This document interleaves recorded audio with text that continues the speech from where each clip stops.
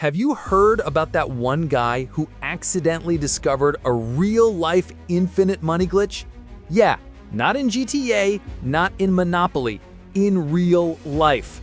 So, meet Dan, 29 years old, bartender, Australian, and on that fine night in 2011, he's had enough drinks to make his credit score dizzy. He's at the bar, having a good time, until BAM! Realizes his wallet is emptier than his savings account. So he stumbles to the nearest ATM because, nothing bad ever happens when drunk people mess with banking systems at 2 a.m. He tries transferring $200 from his credit card to savings. ATM says, transaction canceled. Then it spits his card back out like, mate, go home, you're drunk. But Dan, being Dan, says, nah, one more try. He withdraws $200 directly from savings, and somehow it works. The plot twist? He didn't have $200 in there. Like the balance was deader than his plants. So what does a normal person do? Call the bank? Nah. Dan's like, free money? Say less. He takes the cash and goes straight back to drinking. A few hours later, he walks past the same ATM and gets that look in his eye. The same look gamblers get before losing their house. He tries again. Another $200. Works. Tries $500. Works. $600. Works.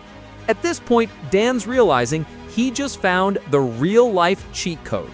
Every night between 1 and 3 a.m., while the ATMs go offline, Dan's out there like a broke Batman robbing his own bank account. In the first 2 weeks, man pulls out over $20,000. The police? Silent. The bank? Still charging people $2 for maintenance fees. So Dan keeps doing it night after night. Until one day, boom, he's a millionaire. A literal bartender who hit the money jackpot without even buying a lottery ticket. Now he's out here living like a wannabe Elon Musk. Private jets, 5-star hotels, fine dining, tips waiters hundreds just because he felt cute. He even pays for homeless people's hotel rooms because when you're using glitch money, generosity hits different. Bro went from pouring drinks to pouring champagne in Paris. Of course, his friends start asking, Dan, how the hell are you affording all this? And Dan just goes, oh, I'm in real estate, which technically isn't a lie. He's dealing with real money and state-owned ATMs. But while Dan's living his best life, he's also losing his mind. Every phone ring sounds like the cops. Every knock at the door feels like the SWAT team. He's having nightmares about bank alarms and credit cards chasing him through his dreams, yelling, declined. So after 4 months of millionaire chaos and 0 arrests, he finally snaps. He calls the bank himself like, hey guys, so funny story, remember that 1.6 million? Yeah, my bad. The bank's response is, yeah, cheers mate, we'll let the police know. So he waits, and nothing. No calls, no visits. 3 years go by, still nothing. At this point, most people would disappear quietly, but not Dan. Dan's like, you know what? Let's go public. He starts doing TV interviews, talking about the ATM glitch like it's a TED Talk, how I accidentally became a millionaire while slightly drunk. Still, no police. Finally, one TV producer's like, okay, this guy's too chill, and literally calls the cops for him.